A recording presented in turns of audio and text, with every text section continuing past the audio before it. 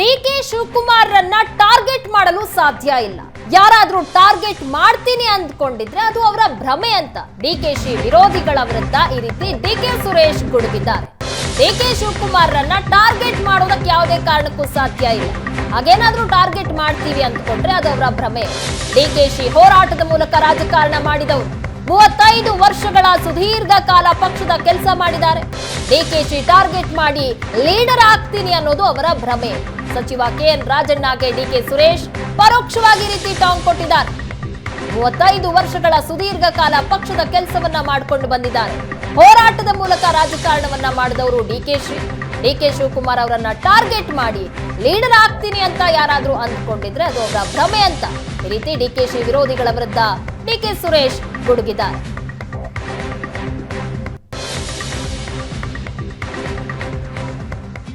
ಯಾರೂ ಶಿವಕುಮಾರ್ ಅವ್ರನ್ನ ಟಾರ್ಗೆಟ್ ಮಾಡಲಿಕ್ಕೆ ಸಾಧ್ಯ ಇಲ್ಲ. ಅವರ ಭ್ರಮೆ. ಯಾರ ಟಾರ್ಗೆಟ್ ಮಾಡ್ತೀನಿ ಅನ್ನೋದೇನಾರ ಇದ್ದರೆ ಅದು ಅವರವರ ಭ್ರಮೆ ಆಗ್ತದೆ.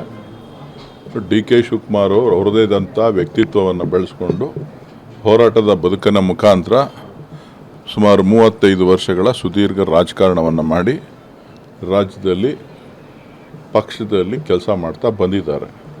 ಸೊ ಯಾರೋ ಮರ್ಜಿಯಿಂದ ಬಂದಂಥ ವ್ಯಕ್ತಿ ಅಲ್ಲ. ಯಾರೋ ಹೆಸರಿನಲ್ಲೋ ಅಥವಾ ಬೇರೆಯವರ ಇದರಲ್ಲೋ ಬೆಳೆದು ಬಂದಂಥವ್ರಲ್ಲ. ಹೋರಾಟದ ಬದುಕಿನ ಮುಖಾಂತರ ರಾಜಕಾರಣದಲ್ಲಿ ಮಾಡ್ಕೊಂಡು ಬಂದಂಥವರು ಇವತ್ತು ಪಕ್ಷದ ಅಧ್ಯಕ್ಷರಾಗಿ ಉಪಮುಖ್ಯಮಂತ್ರಿಗಳಾಗಿ ಈ ರಾಜ್ಯದಲ್ಲಿ ಸೇವೆಯನ್ನು ಮಾಡ್ತಾಯಿದ್ದಾರೆ. ಕೆಲವರು ಬೇರೆ ಬೇರೆ ಅವರವರ ಅಭಿಪ್ರಾಯಗಳನ್ನು ತಿಳಿಸ್ಲಿಕ್ಕೆ ಅವರು ಕೂಡ ಅರ್ಹರಿದ್ದಾರೆ. ಡಿ ಕೆ ಶಿವಕುಮಾರ್ ಅವ್ರನ್ನ ಟಾರ್ಗೆಟ್ ಮಾಡಿ ನಾನು ಲೀಡರ್ ಆಗ್ತೀನಿ ಅಂತ ಅಂದರೆ ಅದು ಅವರ ಭ್ರಮೆ ಆಗ್ತದೆ. ಶಿವಕುಮಾರ್ ಇದು ಡಿಕೆ ಸುರೇಶ್ ಅವರ ವಾಗ್ದಾಳಿ. ಕೆಎನ್ ರಾಜಣ್ಣ ವಿರುದ್ಧವಾಗಿ ರೀತಿಯಾಗಿ ಹೇಳಿಕೆ ಕೊಟ್ಟಿದ್ದಾರೆ.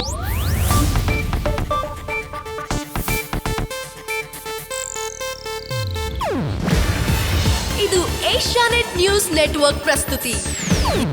ನೀವು ನೋಡ್ತಿದ್ದೀರಾ ಏಷ್ಯಾನೆಟ್ ಸುವರ್ಣ ನ್ಯೂಸ್.